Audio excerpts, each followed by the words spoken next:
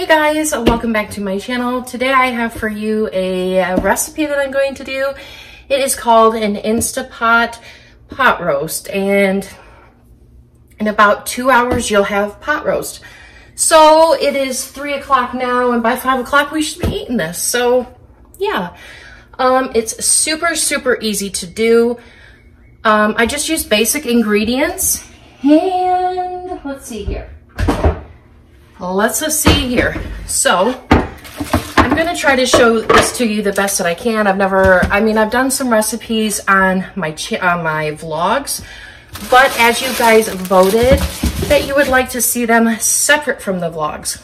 Now that doesn't mean I won't show any cooking in my vlogs anymore, but something like this, and I did have a few people ask me to do this, so I thought, why not? So we're gonna take a certified Angus beef USDA choice chuck eye roast, boneless maybe.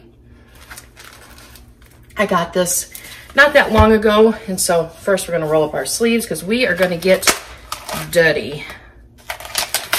So we're gonna take the pot roast and we're gonna put it on the stove, and we're going to just brown it a little bit. So yes, we're going to do that, and then we're also, while that is doing that, we're gonna put in some carrots. We're gonna put in some chopped onions, of course potatoes, and they're draining, and then we're gonna put in some beef broth. I'm gonna put some seasoning on that and some seasoning in there. Now I only have a really small Instapot, no big deal. So I'm just gonna put on some garlic, salt, just because I think garlic makes everything better. So I'm just going to put that on there, and I'm gonna get the tongs out. We're just gonna flip it a couple times, and then I'm gonna cut it in half because it won't fit in my Instapot. I just use little frozen onion, I use frozen onions because they're already chopped up. I don't have to chop them and get my eyes all watery because they will get watery. And they will be thawed in like 3 minutes. So yeah. And they most likely will be disintegrated by the time it's over with, but it's gonna add amazing flavor. So it's a really simple recipe, an easy recipe, a fast recipe. As you can see, it is sizzling, and I'm just gonna yammer while we do that. I'm also gonna do like a tortilla pizza recipe. I'm gonna show you how we make our cheese popcorn. Of course, if you don't want cheese on it, you could do like caramel or something, I don't know. What else? Oh, I could probably plug in my Instapot, but you of course don't want to turn it on or anything like that until you want to put everything in, of course, first. So while that is sizzling, geez, I'm going to open up my broth. And I just have 2 cans of broth. I actually got these quite a while ago. Here, let me show you the unopened one. But I just use this type of broth here. I didn't realize it was 50% less sodium, but broth is pretty salty either way. Yeah, I got this back around Thanksgiving time when Kroger had them for like 49 cents or something like that, and they're 14.5-ounce cans. And I typically use a big carton of it, so just 2 of those cans or 1 of the cartons. So there you go.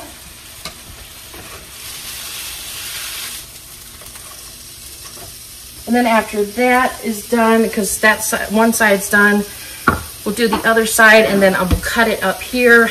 I wish I could show you. I'll try to put the phone to where you can see it, but my phone died, and I don't know when we're gonna have this again. So, or not my phone died, my camera died. I have a very bad habit of leaving my camera on when I'm done with it, so let's push that out of the way.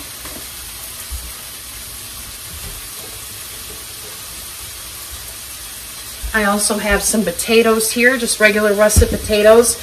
Those, you don't put in right away. You don't put those in right away, and I'll tell you about that here in a second. But yeah, you're going to want to have your Instapot set at pressure cook for 70 minutes. If you've never used your Instapot before, I'll just show you every step of the way. That way, if you've only, you just got one, or you've had one and you're kind of nervous to use it because I was nervous to use mine at first. But they're actually super easy and super safe to use if you know what to do. So let's check this big guy. Okay, and I just put it in a pan that has like these thingies here to give it a little bit of grill marks.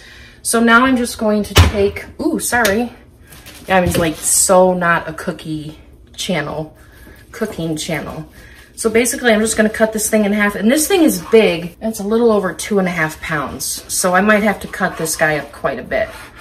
But I can't usually go over 3 pounds in this. So now we have our now we have our pot roast, and I am just going to come over here and I'm just going to put it in there, stack it in there nice. I might have to cut this big guy here in half again, but we'll see. But if you have one of those big 8-quart ones, you won't have to cut it probably at all. But I would like a 6 or an 8-quart one for Christmas. But the only reason why I have to cut it up like this is because it is small. But there. And we will have plenty of room for our potatoes or carrots and all that jazz. So now we're gonna pour in the broth. Super easy.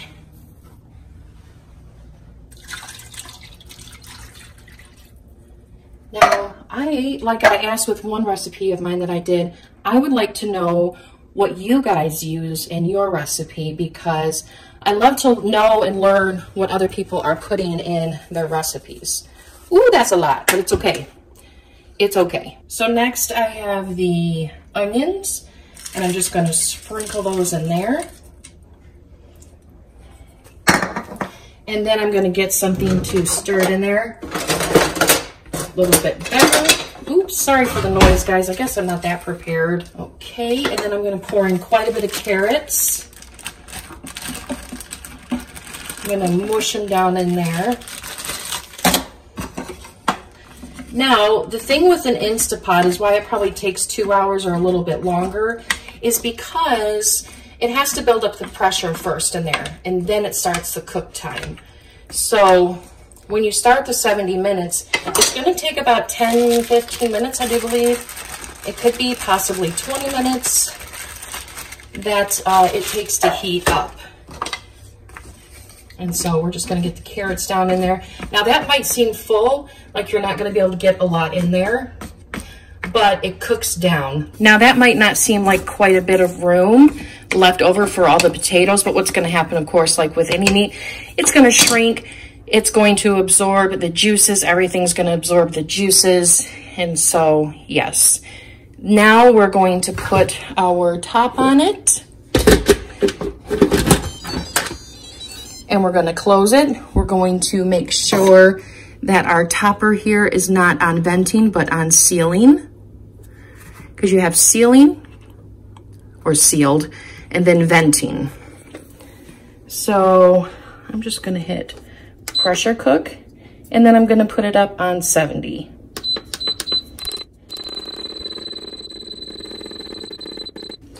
Now, the reason why you cannot do any of that until everything is already inside of there. Now this here, this is going to make sure that everything stays inside. Yep, now it's saying that it's on, and it's going to start building the pressure. So then what you're going to do later, when you need to put the potatoes in, you're going to want to let the pressure settle a little bit, and then what I do is I just kind of lightly let the steam out using the venting. Or I could just wait the 20 minutes. But I normally don't do that. And I'll show you that when we get there. Now what I'm going to do is I'm going to cut the potatoes up and clean up my mess. So I know you can't see my face, but what I'm doing is I'm just cutting the potatoes, and I got some dishwater running. I don't use the dishwasher a lot, but what I try to do is I just cut them down pretty small. And here in a second, I'll tell you how this works. Okay, so what I do is after I cut them up good, I cut them like 8 times. Then I just wait until the 70 minutes is up. Then you let it depressurize. and that can take a few minutes. But what I normally do is I slowly let the steam out with the venting switch there. And after I let it out, which cuts down about 10 minutes or so, because it does take 20 minutes, and then you have to wait for it to repressurize again. So that's why it takes about 2 hours. So after you let out the steam, then you can put your potatoes in. Then you just set it for 6 minutes, and that's it. Then after the 6 minutes, you let the pressurization out again. I probably still cut way too many potatoes. But then your pot roast is done. And I just use basic stuff. And I just use basic food. I like basic food, simple food. But yeah, these are all my potatoes that I got cut for, and that's probably way too many. But whatever. So now that the 70 minutes is up and I have let the steam out manually, the little silver circle there, that when that goes down in the hole there, then that means you can take the top off. So we're going to take the top off, and it's going to make that little noise, and you're just going to be careful because it's going to be still very hot.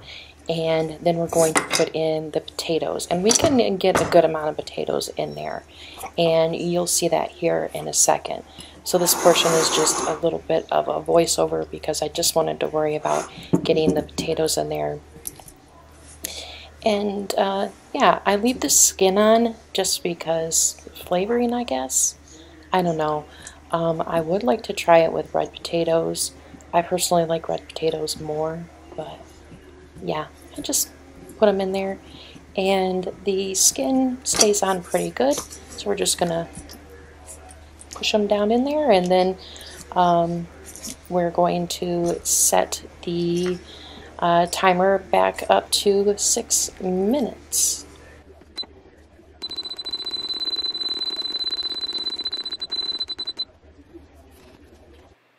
And as you can see here, this is me actually turning the valve over. It's not turned all the way, otherwise it would be a huge mess.